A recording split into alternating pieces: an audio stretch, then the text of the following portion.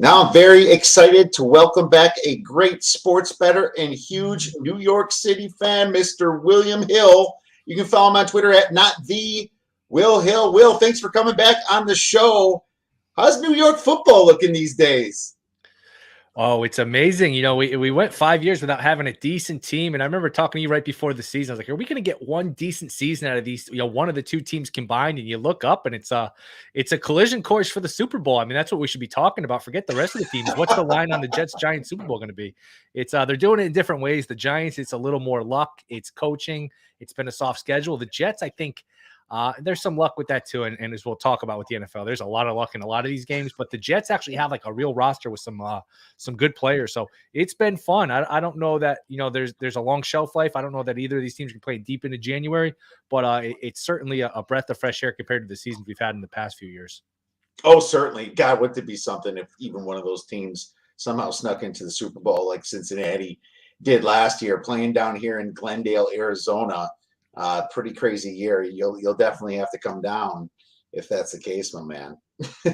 I think we would settle for one of the teams winning one playoff game, or even one of these teams getting into the playoffs. I think the Giants are in pretty good shape to get in. If you look at them, they're 5-1.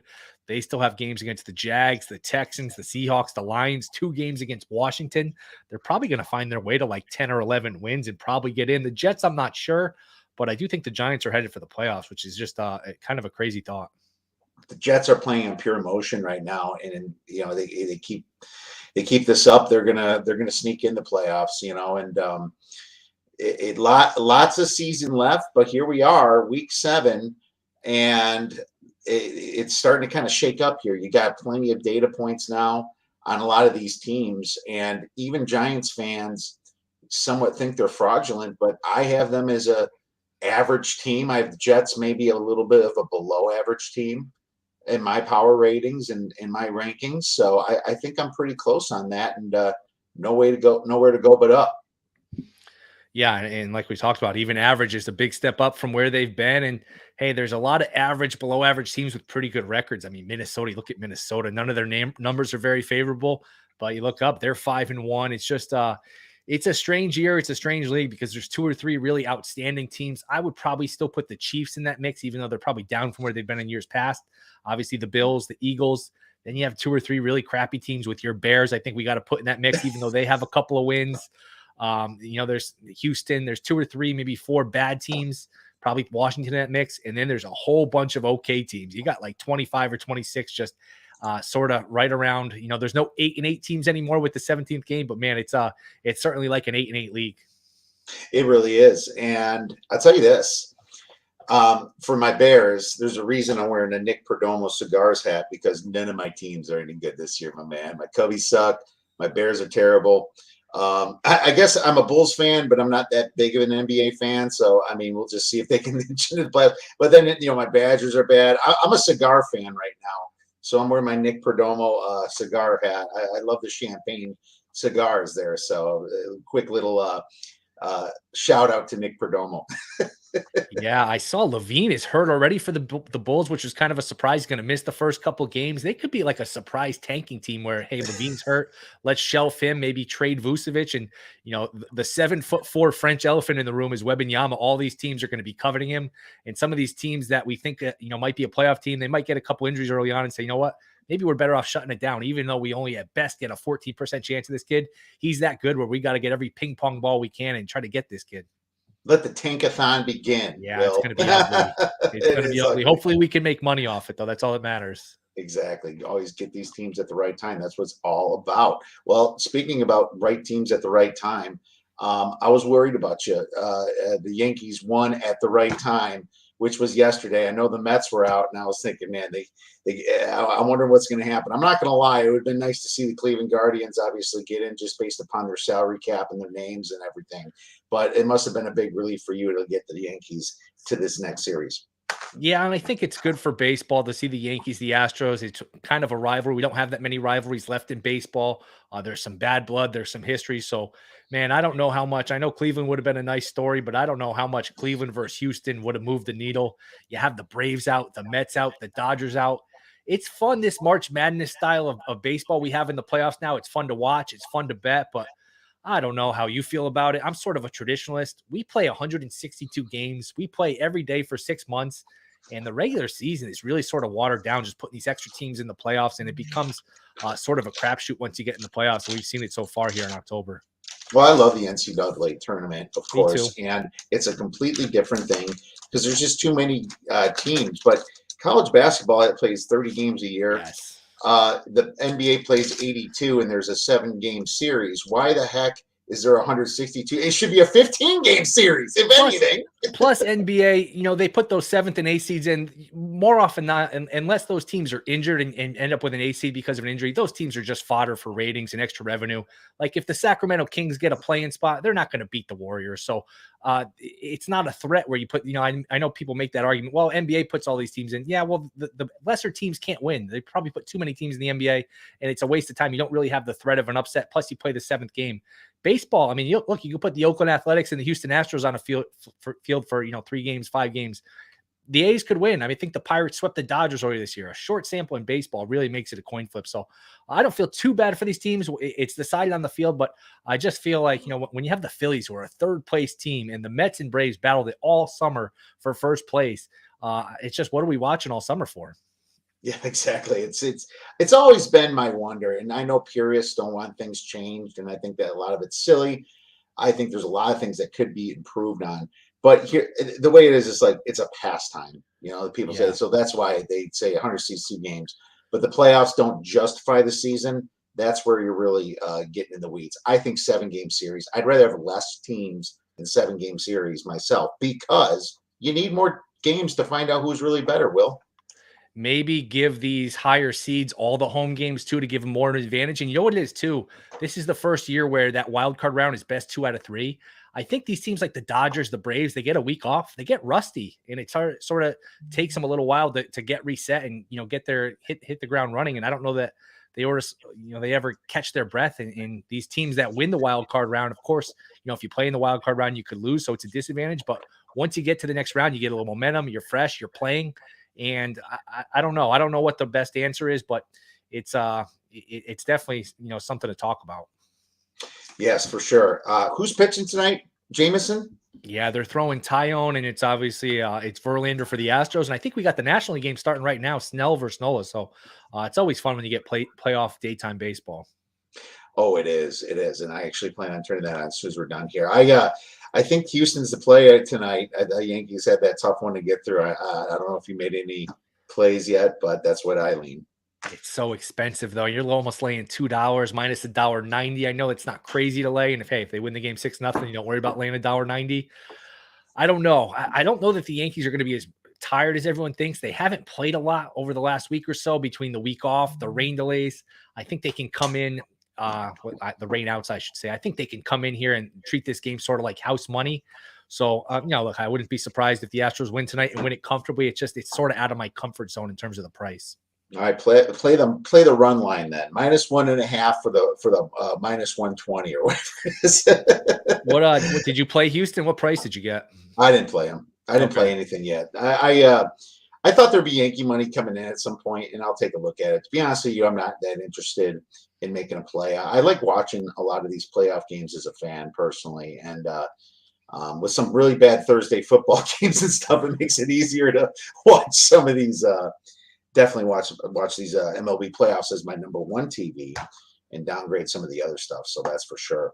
But I think that Houston is probably I guess slated to win this series, but I think the Padres one is a lot interesting. I guess as a Schwarber fan, I kind of want to see Philly win, and I guess Bryce Harper deserves it too. Does any guy making over $300 deserve anything? I don't know, but I mean, I feel for the guy. Is that okay? Boy, that ball Schwarber hit, I think that thing is still going. That ball was absolutely smoked last night. Yeah, they're fun. It is fun to have new blood. Like we can complain that, hey, we're not getting a representative champion with this sort of, you're picking out of a hat with this short round in terms of these small sample sizes, but it's fun to have the Padres, the Phillies. It is fun to have new blood. And I could see rooting for the Phillies. They got good pitching. The bullpen scares you a little bit, but they have some power. And Schwarber and Harper really just smoked those balls last night. Yeah, they absolutely did. So we'll see if the Padres can bounce back today. Let's move in to some NFL week 7 here, my man. And lots of injuries so far, Will. I feel like it's really hard to assign numbers to a lot of these injuries, especially when they start getting to the clusters. Well, actually, you know what? I almost feel sometimes it's easier when there's clusters, but when there's 2 here to this position group, 2 here, you have to really you get really deep in the weeds, and you're like, man, it almost feels like something you said to me a little bit earlier, that these teams are a little bit closer together than they have been in the past, aren't they? Yeah, I look at some of these lines and you get to 6, 7. It's like, is anybody a touchdown better than anybody else? Unless you get to the real extremes. Like I see these 6.5, 7 point lines, and I think the numbers bear it out where these touchdown or more favorites have done really poorly against the spread. And yeah, these teams are just sort of all jammed together, and you get, the refs have their impact, turnovers. There's just so much randomness that goes on to, put your money down and lay a touchdown or more than a touchdown in these games is super risky. Yeah, it's very risky. I agree, and it's been killing people this year. Dogs are fantastic so far in the NFL this year. I've been talking about that. Teasers are going down hard. Usually those teasers, those Wong teasers, those advantage teasers are usually very profitable. They have not been, as profitable this year. They've actually been a disaster if you're playing just, by the system, by the numbers. They have not gone well this year. They have been an absolute disaster, Yes. my man. So I completely agree with you there. Let's get into some games here. I'm going to use some FanDuel lines here. We got the Saints versus the Cardinals, and the Cardinals are laying about 2.5. The total on this game is 43.5. Anything for Thursday night football, Will? Yeah, you've mentioned the Thursday night games have not been a thing of beauty. Neither of these teams have been a thing of beauty. I don't know. You mentioned college football. I think Cliff Kingsbury might be coaching on Saturdays next year. He might be coaching your Badgers or Auburn or somewhere. I don't know how long he's going to be there in Arizona. Boy, I think the Saints, we've mentioned teasers are disaster. The Saints do look like a good teaser piece to go through the 3, through the 7. In terms of just playing the game straight up, the Saints have a ton of injuries. I would lean towards Arizona here. Road teams on Thursday night, usually not a good play. A short week here for a beat up Saints team. I would lean towards Arizona straight up. Maybe you get a cheaper money line. I saw it was 1.5 earlier. I'm surprised they've taken money, but I'm not shocked. I'm not dying to bet this game, but if I had to, I would lean towards the home team in the Cardinals here. Yeah, Arizona took a little bit of money right before our show when Thomas and Landry were declared completely out. Obviously, Jameis Winston's not playing this game anyway, which I'm not sure if that's bad. Yeah, that's a wash, I think. Probably a wash. You can have more extremes with Winston, more of an extreme loss or more of an extreme cover as if coming into a game. But Dalton's been solid. I thought they outgained the Bengals last week, so they kind of got burned on that Jamar Chase play at the end. I was really worried about my Bengals ticket. I was completely with the public on that one. I was like, Jesus, everyone's coming in on me on this one. Of course, I get it early too, then the public jumps on. But, we survived it, and other ones, not so much. I think that the Cardinals are a bad team, and I think that the Saints are a good-ish team, but banged up, which kind of puts us in pick'em territory. Yeah. Not gonna lie to you, I would at +3. I would consider in any side if I got +3 on the Saints or if I got +3 on the Cardinals. Will.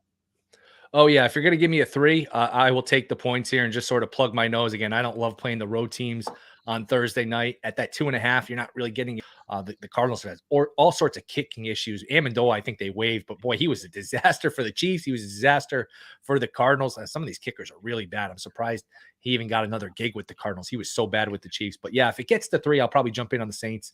Otherwise, I'll probably end up passing. Would lean slightly to the Cardinals on like the money line. But if you give me a 3, I'll probably grab the points. All right, let's move on to the Detroit Lions at the Cowboys. This thing's been kind of in stone for a few days. -7. Total is 48.5.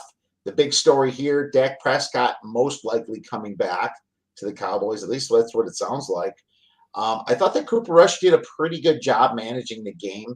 But for all of us people that had the Cowboys +6.5 last week, you see how Cooper Rush at the very end of the game is a backup quarterback and not a starting quarterback. I know brutal, dude.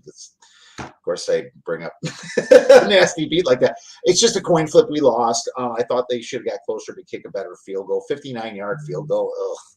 That's just, I mean, at that point, you just go for the 4th and 10. I think had the leg too. I can see that field goal in my dreams because I I had Eagles on some teasers. I had Cowboys plus the points, so that would have been right in the middle if that ball went through the uprights. But of course, it did not. I think you said it well on Rush, where serviceable backup. I think he got a little overrated just based on the record. They were winning games on defense, turnovers. He just sort of dinked and dunked and managed the game. But once he got behind, I think he got exposed a little bit last week at Philly. As far as this game, I don't know. Last year when Dak came back from injury, it looked like he came back too sooner. He was just never as good as he was before the injury. If you're going to play Dallas, I can't lay the points here. Like I said, I can't lay 7 with pretty much anyone. Dallas on a teaser, you can talk me into that. But as far as the 7 points, I got to take Detroit here. They're not good as a favorite. They're not good when the line is low. But when they're a favorite, when they're a big underdog, they just have a habit of playing to the whistle, coming in the back door, and covering these numbers. So everyone seems to love Campbell. They're quietly now, 1-3, 1-4? I think they're 1-4 now. So maybe the bloom is off the rose there with Campbell. Everyone kind of had them as a sleeper team this year. It has not gone well. They're probably looking at 1-5. So that being said, I would lean towards the Lions plus the points here. Yeah, it's like that. I guess compare them to Michigan State, maybe when Michigan State actually had a much better year. But the Lions were covering the spread is kind of what I'm trying to say last year. They're covering a ton of spreads, and now they're not. And yeah, you're right. The honeymoon is over with Campbell because the Detroit press has been really hard on Campbell so far. But here's the thing that's kind of works for the Lions. After the bye, it's the away dog that's the one that you like to bet on, not the home dog. So that's a trend that Steve Fezzik talks about all the time, and one I definitely agree with because what's the theory behind that? Because I've heard that trend too. I just don't know what the reasoning is. It's been a profitable trend. I'm not questioning that, and I know it's been one that worked. I'm just trying to think what the reasoning would be. You're more focused off the bye, on the road.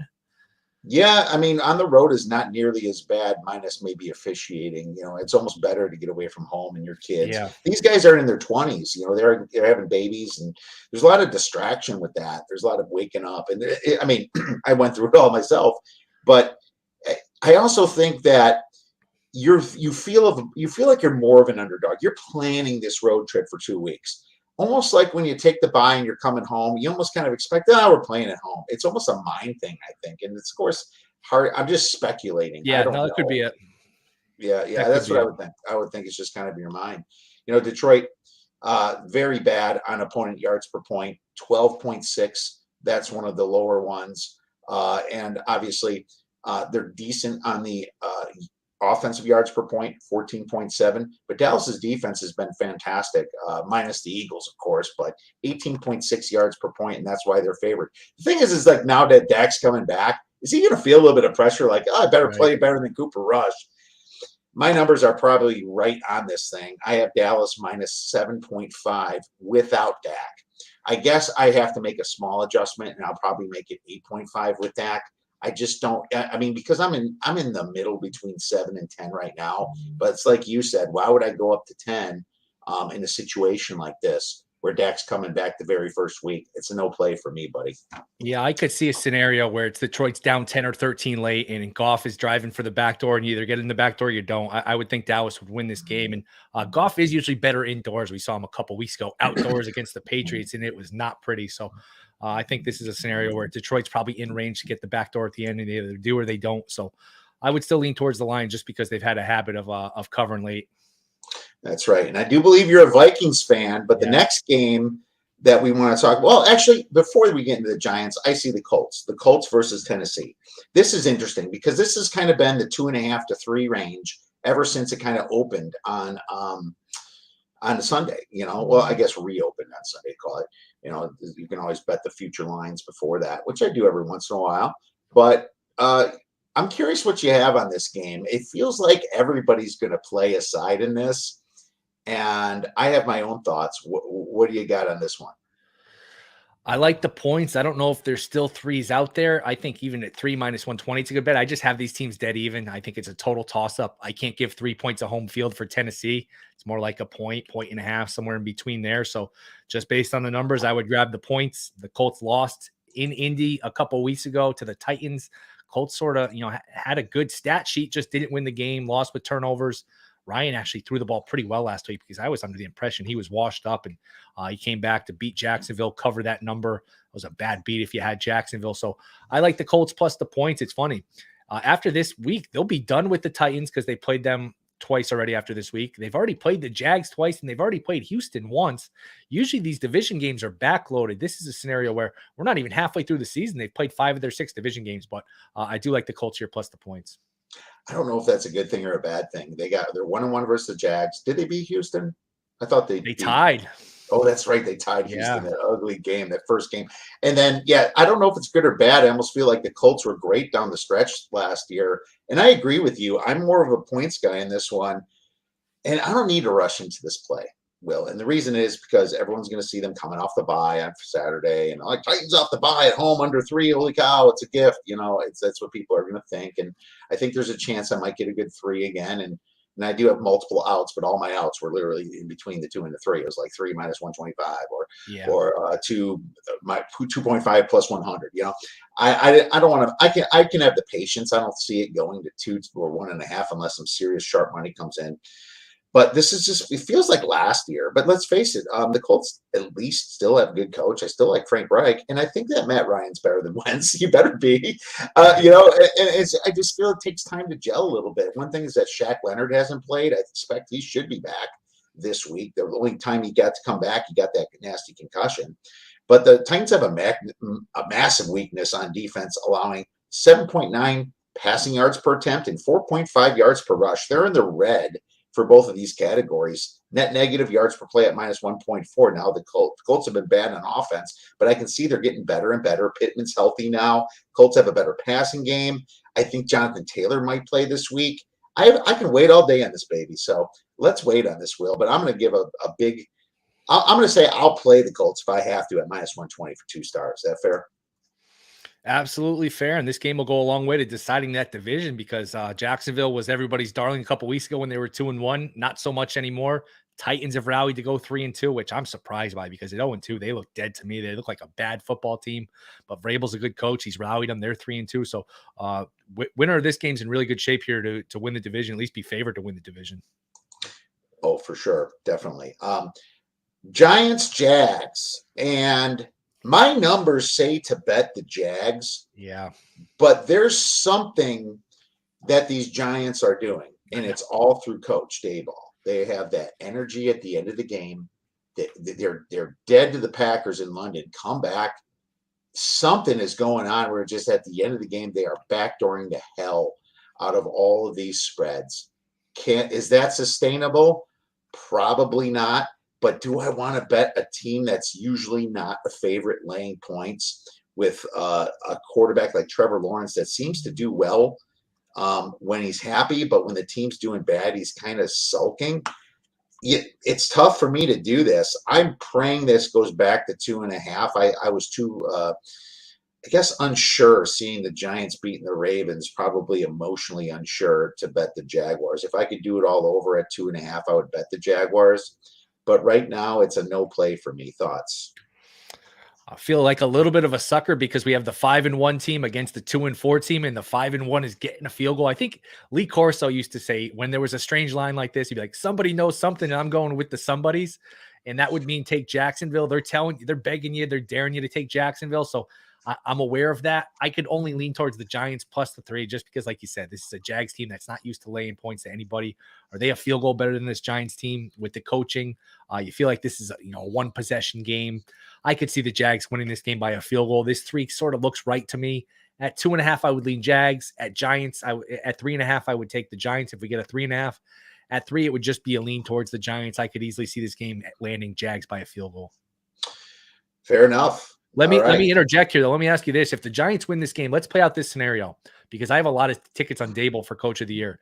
If the Giants win, let's say they go 11-6, but Sirianni goes 15-2, maybe even 16-1, which is not crazy. If you look at that schedule, it's really easy for Philly.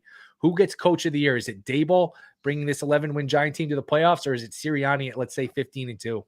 Let me throw another wrench into that. McDermott got screwed over for I don't. And they gave it to Cleveland's coach who missed. Yeah. I think that let's just say the Bills have 3 losses. Okay, we'll assume that I because don't they're the think he'd best. get it. They're the best team. If it's tied, it's the voters are. It's going to be tough. I would say you have to go with the Giants just because they had the lesser expectation. And That's people what love Dable. Everyone, every story, the first thing, like we talked about with Dable, everyone, the first thing you talk about with the Giants is coaching. Oh, Dable's great. He's a portly guy. He's relatable. Everyone seems to like him. I don't know if that factors in, but it's going to be a fascinating debate if Philly goes 15-2 and the Giants are like 11-6. And look, their schedule is just pretty easy with 2 games against Washington, Jags, Seahawks, Lions. I mean, the Giants have a real path here to get to 10 or 11 wins. It'll be fascinating for the coach of the year. The market seemed to think it's Sirianni. I think he's like plus 150, while Dable, you can get anywhere between 4 or 5 to 1. There might have been a plus 650 the other day at one of the markets, one of the legal shops. So I think it's a good thought exercise. If you like the Giants this week, maybe just take a little Dable coach of the year money. Well, going back to that Stefanski robbery of McDermott, let's get into the Baltimore versus Cleveland game. Baltimore's laying 6.5 ish. It's kind of bouncing between 6 and 6.5. The total of this game is at 45.5. I mean, Baltimore's been leaking oil. They're bad in the secondary. They're very good in situations against the run. Cleveland has to run the ball. So I understand the spread here with Baltimore. Here's the thing with Cleveland. They started the season good, but if you really look into the numbers, they had a very easy strength of schedule their first few games. And so people sniffed that out, and they ended up losing last week, and they probably should have beat the Chargers, and they ended up screwing this up. But from a pure numbers perspective, I'm not going to lie to you. I have this game more of a 7-point favorite, I believe, for the Ravens, and this is just it's efficiency algorithm is what I use. So I'm not betting Cleveland. This feels like a sucker play, but yet it's a division game. And what you said, I'm with. No teams are covering massive spreads, man, as favorites here. So any play on this one? Yeah, the Ravens could easily be 6-0, but guess what? They're not. They're 3-3. They've had a really hard time closing out these games. They've gagged away game after game after game. If you do it once, all right, it's bad luck. It happens to everybody. 2, all right. Now it's 3 times they've given games away, and they're up 20-10 on the Giants, and they just gave that game away. And Lamar tends to struggle more so against division opponents because there's a familiarity. I think Baltimore's sort of a junk ball, an oddball offense where you see them once, they're hard to prepare for. Different style, but you see him once or twice a year. Eventually you sort of get a feel for it. So that would be an angle for the Browns. And look, I just don't trust the Ravens to close out these games. So it'd be Browns or pass for me. Baltimore number 2 in opponent rushing yards per game, allowing 84.5, but they're terrible against the pass. Baltimore against the pass ranks 28th, allowing 267.7 passing yards. What did Cleveland need to do? They need to run the ball. I'm passing this game for now.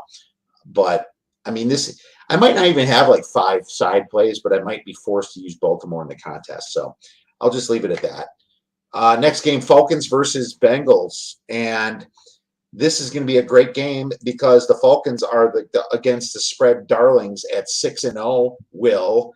So I'm wondering what you got for us on this one. Yeah, it's funny. It's sort of counterintuitive, but all things being equal, I'm looking to fade the team that's undefeated against the spread. I think there becomes a market overreaction. Now, maybe that's less the case because Atlanta's not a public team. They're not a really particularly good team. But I do think getting under a touchdown is a little bit of value with Cincy. Again, I'm not dying to lay 6-7 points with any of these teams. As we've seen, 6 has become more of a key number with more of these teams just randomly going for 2. These teams down 14 going for 2 when they score a touchdown. So that 6 is a key number. No play for me, but I would actually lean towards the favorite here. Are the Bengals a good team or a great team? Oh, they're not a great team. They're a good team, but they're flawed. I mean, the offensive line, I worry about Burrow taking too many hits. I think they've got good players on offense. They've got a good defense. I'm not sure about the coach. I'm not sure about the offensive line. I do think the Super Bowl hangover is real. I'm not sure. Look, if Baltimore doesn't get hurt last year, I don't know if since he even wins the division and gets in the playoffs, but hey, they did, and they made a run once they got in there. So I would say they're a good team, not a great team. Yeah, I say they're a good team, and I also say that Atlanta's not a terrible team. I think they're just a slightly bad team, and everyone says regression is going to happen. But well, how many burnt tickets are there for people saying regression's going to happen at Atlanta if you keep paying them? I mean, Mario's been great with his legs so far, and the Bengals have struggled against some mobile quarterbacks like Lamar and Mitch Trubisky. I think that the Saints win that game had they had some receivers. They struggled in the red zone, and they settled for field goals. You know, they outgained the Cincinnati Bengals here. Atlanta's still pretty healthy, and they got Kyle Pitts and Drake London. They got the tall guys, you know, and having guys like that sure gives your not great quarterback like Mariota a much bigger window of error to throw those passes. I took the Falcons 6.5, and I just think that both teams play close games. Yeah, you know, the Falcons. I think their biggest loss was to Tampa by 6 points, which is really what this spread is. And the Bengals, 4 of their 6 games were very close to decided by a few points or less. Now, I know they did beat Miami well at home. Miami was on a backup quarterback. But it's like you said, man, there's a lot of points here in this NFL. And I don't look at the Bengals as a great team. I like the Falcons down to 6, but that's it. I'm going to take them for 2 stars. Yeah, it'd be boring for me to just come on here and say, hey, all these games are close, take the points. So I wanted to mix in a favorite. I'm not looking to bet the Bengals. If I was going to bet a favorite, I do think the Bengals could have sort of a breakout game. And look, you're not going to go 17-0 against the spread. So I know what you mean about the burnt tickets. Eventually, they're going to not cover a game. So not a great feel, but I would lean towards the Bengals. I do feel like I missed an opportunity because I forget what show I was on with during the summer. We were talking about the Falcons, and their win total was either 4.5 or it might have been 4. And I was like, wow, are we getting to the point where 4 wins, like you have to get to 3 to lose this ticket? Even 4 is a push. Mariota's a guy who's the number 2 pick in the draft. He won a playoff game. It's not like this is a guy who's Nathan Peterman. So that's a missed opportunity. They're probably going to win their 6 or 7 games. It's not impossible. They flirt with the playoffs. So yeah, they're a fun team. They've been them in Seattle have been sort of pesky teams here, a little better than we would have thought. Yeah, for sure. Absolutely. And yeah, you're right. I'll go back in time. I went to bet Seattle under 5.5 or whatever it was. Jesus, yeah. That thing's going to be toast. My Bears one's still alive though, under 6.5 plus money. I think last week was a big one. Last week was big because they got that win they shouldn't have against San Fran, but now a game they should have won against Washington, they lost and they're 2-4. I'm feeling. And now they might not get another one for a long time, if ever. They might be stuck on that 2 for a while. It's going to be brutal, man. Here's an easy game because I'm passing on it. It's the Packers at the Washington Commanders. I upgraded the Commanders when Heineke was announced playing. He's better than Wentz. I saw him last year, but I mean, the Commanders are terrible on offense, and the Bears outgained them by over 170 yards last game, and they still lost because there's just the Bears in the red zone. They're terrible. But this should have been like a massive win for the Bears, yet the Packers leaking oil all over. Now, Rodgers' favorite buddy, Randall Cobb, is out, and I guess Sammy Watkins might have a shot at playing. I know he's practicing this week. I think he can come off IR, but the Packers are just looking bad, and this is still over 3. So it went from 5.5 to 4.5. Pass. I'm totally with you. I want no part of either of these teams. It's a sad state of affairs in 2022, and Randall Cobb is a big part of your offense, and you can't replace him. The Packers have done a terrible job just arming Rodgers with weapons here. They don't have guys that can get open. Meanwhile, Washington with Heineke, I think he's probably a little better than Wentz. I'd be curious if I'm a Washington fan. Do I really want to go the Heineke route? Do I want to see what Sam Howell can do? He looked good in the preseason. But again, I don't want really much to do with either one of these teams. So I will pass this one. All right. Well, here's another one. And this fits the trend of after the bye away dog, Houston Texans +7, -112 here. A little bit of push towards that. Raiders -7. Here's my problem. I saw Josh McDaniel light a fire up under these Raiders' asses, and it worked out that week, and they should have beat the Chiefs. They completely blew that. That Devontae Adams catch was just really it. But they're playing good. A Carr is when he's motivated, he looks really good. He can run the ball. He can throw the ball. I am not a Lovey fan. I am not on Lovey's side.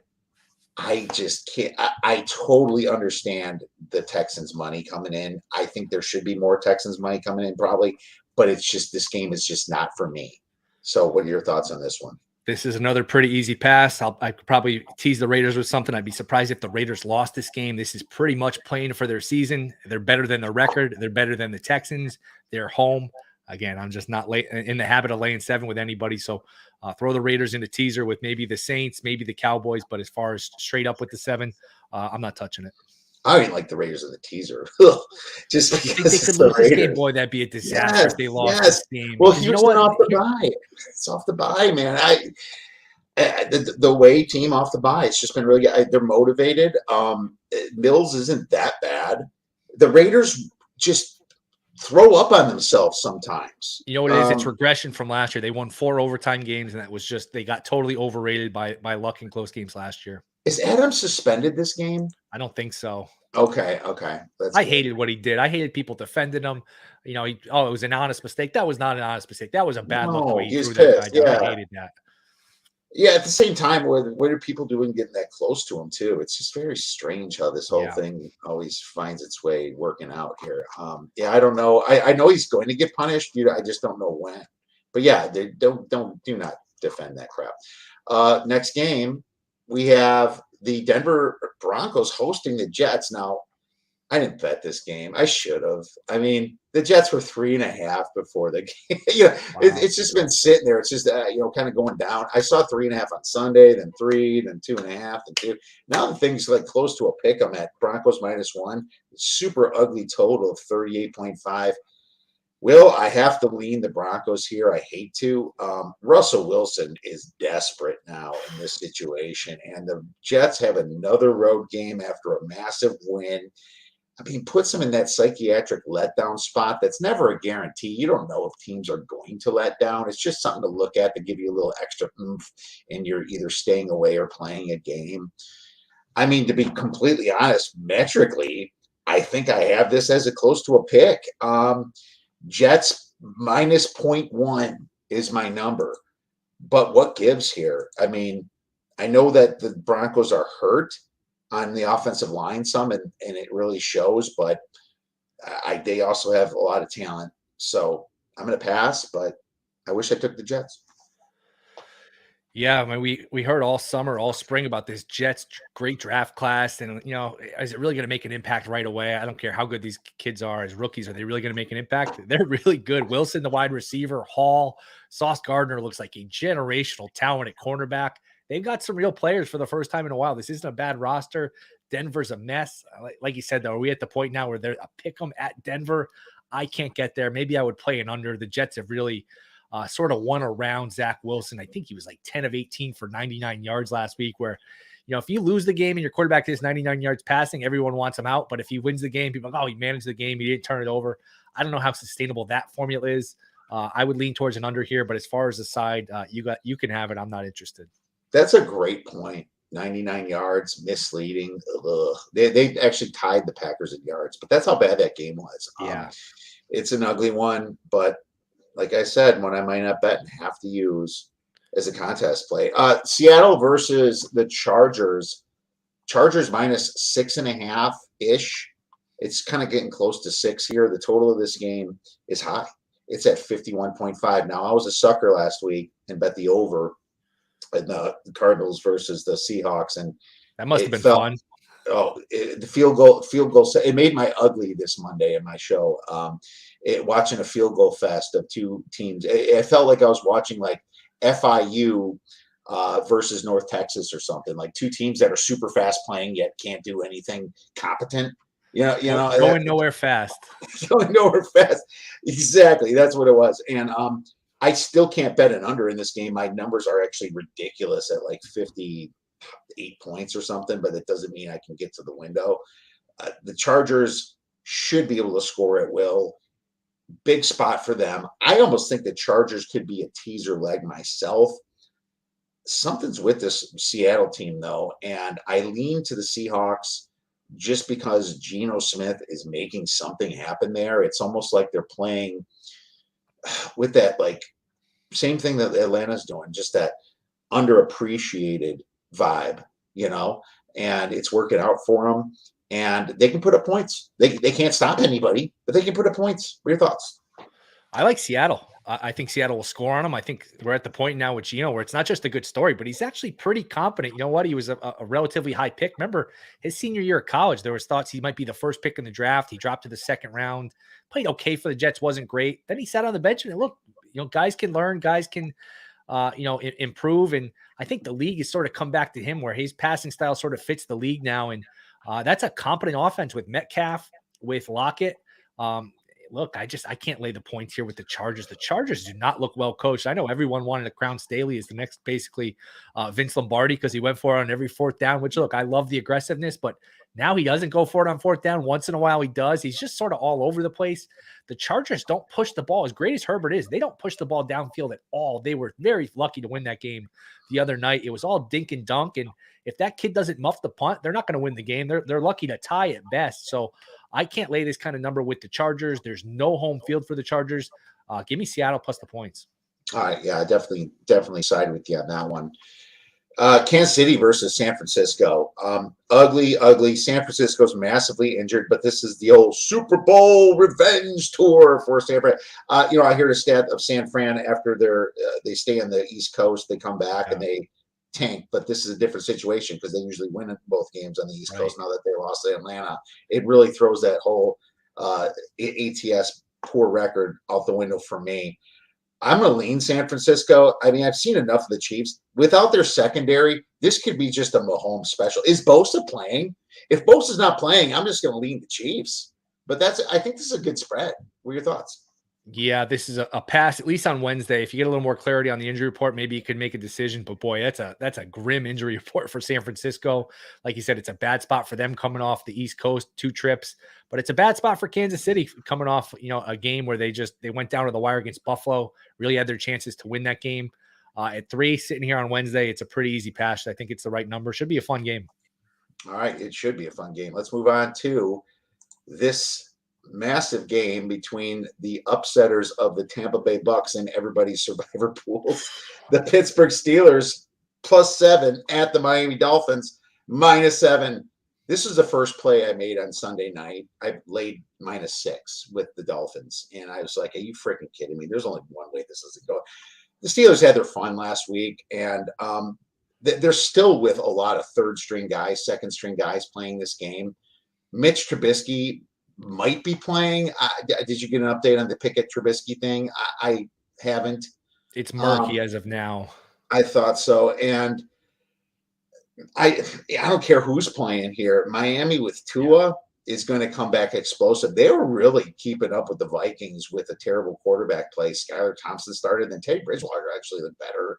And Tua's better than these guys. They play with a lot of hype when Tua's in, like a new energy. You got just too much talent at the receiver position to beat these corners. Just because Tom Brady's partying ass at Robert Kraft's wedding can't win against the Steelers doesn't mean that Tua's not going to do it here in Miami. I laid it with 6, and even at 7 I would, but not as much. So what are your thoughts on this? Again, not to repeat myself, but I just hate laying 7. But if there's one where I do it, I probably would here. Dolphins need this game like blood. Hey, life comes at you fast. They were 3-0 10 minutes ago, and you look up, they're 3-3. If you go to 3-4 in the AFC, boy, you're in big trouble. We know they're probably not winning that division anyway. It's wild card at best. This is a team that hasn't been in the playoffs, hasn't had playoff success in a long time. And it's, I think 2001 or year, I think it was year 2000, the last time they won a playoff game. They've only been there once or twice since. This is a huge game for them. And again, Hill and Waddle against a beat up secondary. Miami should be able to move the ball. Tomlin's been great as a big underdog, but he usually doesn't back it up with another great performance the next week. So I would expect Miami to win this game. I could see Miami winning this game, by 10 points or so. They could turn Pittsburgh over. They could make big plays on offense. Worry a little bit about Tua and the time off. You would think now with everything that happened that they're not going to bring him back until he's completely 100%. Here's how I look at it. He's probably 100%, and then they wait a week or two just so they don't look bad because, boy, if he ever got hurt again, it would just be a bad situation for everybody. So long story short here, I will lay it here with Miami, begrudgingly lay the points. Begrudgingly lay it, and I agree with it. Chicago Bears. Boy. Chicago Bears at the New England Patriots. Patriots are laying 7.5, and it's creeping up to 8. I would not shock me if this thing got to 9.5. If it got to 10, holy cow. I hate this spread. I hate that the Patriots played an easy game against Cleveland. I have no idea if Mac Jones is playing. I assume he should be getting close to back, but I almost think that just almost takes away some of the momentum of the Patriots. Come The on, I Bears. got Zappy 100-1 to win Rookie of the Year. Let's leave Zappy in a little bit. There you go. Oh man, well, I mean, that's a great play, but is Mac that injured? That's what you need this year. You need him out. I don't think they have the balls to put a new starter in, but it is Belichick, and he did with Brady, so you never know. I can't play this. I know who moved the line from 7 to 7.5 when it happened, but I think that the Bears with 10 days of rest after outgaining that, if Justin Fields is just such a wild card, if he could actually have a good game and have some they just cut Smith Marset from the Bears, which says, hey, you drop a pass, you're out. It almost kind of lights a fire on them. Everybody's going to be on the Patriots this game. I lean the Bears, and I hate to do it, but yeah, it's a cop out. But Patriots are a good teaser leg. I can't see a one-dimensional team like Chicago doing well against Belichick with extra time to prepare. Belichick, if there's one thing he does, it's take away your right hand, make you play to your weakness. The Bears have plenty of weaknesses: blocking, throwing a forward pass. I would look at a total here because I think Belichick probably looks at this like, look, as long as I don't turn it over, I have a rookie quarterback. As long as I get to 17 points, I'm going to win this game. So, 3rd and long, we can hand off. Let's not be too, daring on offense. I would look at an under. I would look at a Bears team total under. Bears team total under. I didn't look at it just now. I don't know if you have it in front of you. I saw 14.5 the other day. Barring turnovers by New England, I don't see how the Bears get over 14.5 points. So Bears team total under, game under. Should not be a thing of beauty on Monday night. Hopefully there's a baseball game for us to watch. Hopefully there is a baseball game. No, I did not see the team total. And what did you say it was 14? 14.5 I got under the other day. Okay. Well, yeah, any special teams or defensive touchdown ruins it, but maybe. Yeah. I don't know. unless the defensive touchdown's worth 15, I'm live pretty much the whole game. I don't know. Here's my problem. I was down on the Patriots this season. Me too, but they're not bad. Yeah. Okay. All right. Well, here's the thing. My number is probably the Patriots' favorite. Let me look at my actual number. I mean, situationally, it's the Bears. I have the Patriots minus 8.1. So it's like at 7.5, it's no play. But situationally, it leans Chicago just from that. But you're right. I don't know how the Bears are going to start Ramondre Stevenson. I think Ramondre Stevenson is probably your best fantasy running back this year if you play fantasy football. This yeah. week. Yeah, and I think Patriots, their updated season win total is like 8.5. Sounds like you're more down on them than I am. I just think, from everything I've read, Belichick really likes this team, his defense. It's sort of an underdog team that he likes. And look, they could have won in Green Bay. I know you can say this for all these teams in the NFL, but week 1 they lose to Miami. That game was more even on the stat sheet than the final score indicated. They lost a game in Green Bay that could have gone either way. I'm trying to think of who their other loss was against, but I was with you a couple weeks ago. If you would have had me on, I would have said, look, this Patriots team's headed for a top 10 pick.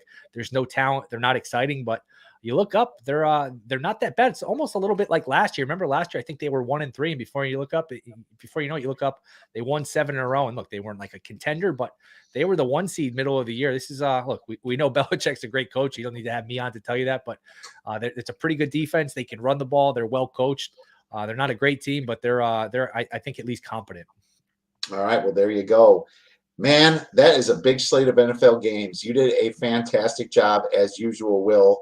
Really appreciate it. We're out of time, but where could our viewers and listeners get your great information? I will be on Sunday mornings, 11 Eastern, twitch.tv/Goldboys Network. We are breaking down all the NFL games, sort of like you and I just did now. I'm on throughout the week on Twitch with shows like that. And VSiN, I'm on 3 or 4 times a week. So this was fun, man. Always appreciate you having me on. Hopefully we can win some money this week. Let's win some money. Make sure you check out Will Hill at Not The Will Hill. Now it's time for a little UFC 260 with our guest, Lou Finicaro.